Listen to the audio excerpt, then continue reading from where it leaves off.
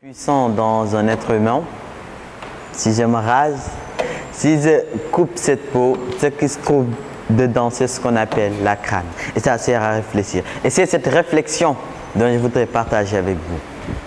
Sur ce, étant jeune, étant citoyen, nous devons nous mêler dans tout ce qui se passe dans notre pays à cause de cette intelligence. Et c'est cette intelligence aujourd'hui qui m'a fait compris, ou bien qui m'a fait comprendre que, avant de commencer, il faudra vous saluer. Sur ce, bonjour à tous. Ainsi, j'aimerais vous présenter mon exposé sur l'intelligence artificielle. Imaginons que nous sommes vers les années 1400. Le monde ne connaissait probablement pas beaucoup de choses, que ce soit matériel, automobile, téléphone portable. Bon, si on remonte le temps un peu, tic-tac, vers les années 1700-1800, nous commencent certaines inventions, telles celle de Joseph Cagnotte, qui invente le premier véhicule à vapeur en 1769. Nous avons aussi la création du Benz, qui est un véhicule à 4 roues, dont le nom s'inspire de celle du nom de son créateur. Vers les années 1876, autant pour moi, nous assistons à la création du premier téléphone fixe. Si on comprend bien, nous pouvons dire que ces inventions, ces créations avancent d'année en année, c'est-à-dire au fil du temps. Aujourd'hui, grâce à la technologie, nous assistons à la création du téléphone portable, des ordinateurs, de l'Internet, du World Wide Web et tant d'autres choses. Grâce à cette technologie avance et on peut dire qu'elle est même plus rapide que le temps. On vit avec cette technologie quotidiennement. Mais aujourd'hui, cette technologie est arrivée à un haut niveau, comme on dit, et qui est le fait d'imiter l'homme. C'est-à-dire transmettre l'intelligence humaine dans des ordinateurs, dans des machines. Et c'est ce qu'on appelle aujourd'hui l'intelligence artificielle, comme on dit en anglais, Artificial Intelligence. Sa définition nous dit: l'intelligence artificielle est un processus d'imitation de l'intelligence humaine qui repose sur la création et l'application d'algorithmes exécutés dans un milieu informatique et dynamique. Dans le livre Intelligence artificielle, guide de survie, l'auteur nous dit: l'intelligence artificielle est en termes plus simples un cerveau digital. Vous allez sûrement poser la question, mais pourquoi les scientifiques ont créé cette chose? Oui, ils l'ont créé car ça nous permet d'exploiter des données à un niveau qu'aucun humain ne pourrait atteindre. C'est normal car l'humain et la machine ne peuvent pas être dans la même étape, donc c'est incomparable. Pour être bref, l'intelligence artificielle a été principalement créée par deux scientifiques d'origine américaine. L'un, c'est Marvin Lee Minsky de l'université de Carnegie Mellon, et l'autre, qu'on appelle même le père de l'intelligence artificielle, John McCarthy du MIT, Massachusetts Institute of Technology. Si on comprend bien, ils l'ont créé avec comme but d'imiter l'intelligence humaine et de permettre à des machines de penser et d'agir comme des êtres humains. Sur ce, je peux dire que nous savons tous ce que c'est que l'intelligence artificielle, mais peut-être ce n'est que le nom qui nous apparaît nouveau. Laissez-moi vous expliquer. En vous donnant des exemples, nos téléphones portables, nos ordinateurs, nos services détecteurs de fraude, nos établissements financiers, nos ventes en ligne, tout ça peut être classé sur l'intelligence artificielle et on dit que ces choses sont plus intelligentes que l'humain. Je vais vous expliquer plus tard.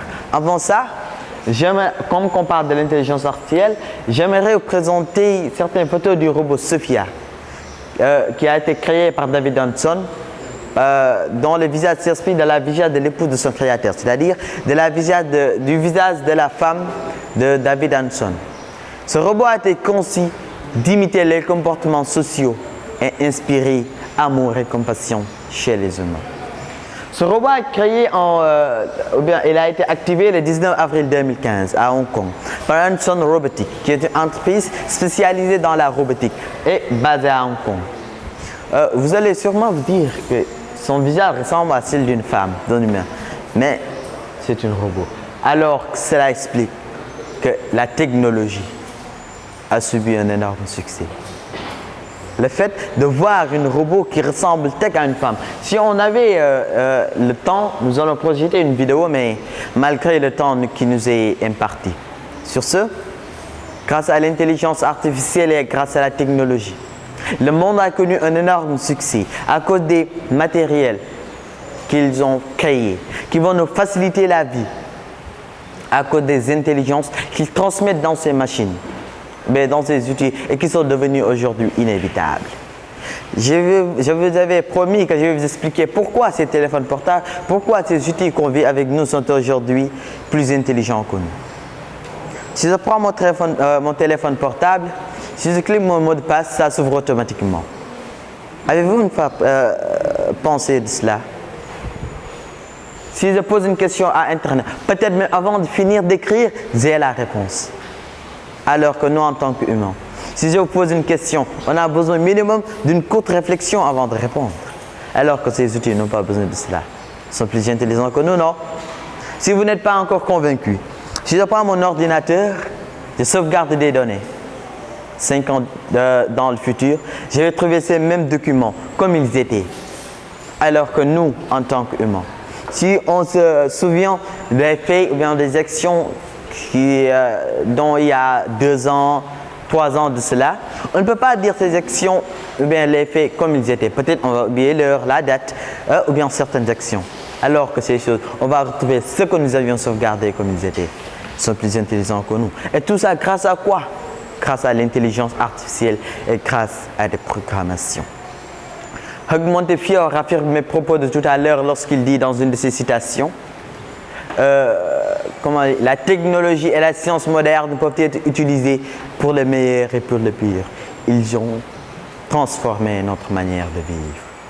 Pourquoi je tiens beaucoup à cette citation? Parce que Satya Nadella a dit dans une conférence de Microsoft en septembre 2017, il n'y a aucune entreprise qui ne soit pas en train d'être transformée. Et nous avons collectivement l'opportunité de guider cette transformation. Albert Einstein, que nous connaissons tous en matière de science, le père de la relativité aussi, nous dit dans une de ses citations, il est hélas devenu évident que notre technologie a dépassé notre humanité. On ne peut pas vivre sans cette technologie.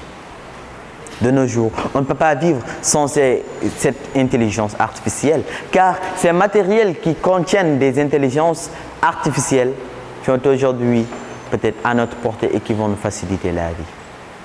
Et pour finir, pour faire avancer notre continent, nous avons besoin de cette intelligence artificielle. Nous avons besoin des connaissances sur la technologie. Et pour avoir ces connaissances, nous avons besoin de la maîtriser en tant que moi, de l'étudier, comme l'ont fait les États-Unis pour aujourd'hui devenir la première puissance économique mondiale. Comme l'a fait aussi la Chine, pour aujourd'hui devenir le pays le plus riche, le plus avancé en matière de technologie. Malgré il est placé deuxième dans la classification mondiale, car il détient une PIB un peu faible, car sa population est d'environ 408 milliards d'habitants. Alors, comme on parlait de la technologie, comme on parlait de l'intelligence artificielle et des robots, j'aimerais être un robot en vous disant, je vous remercie.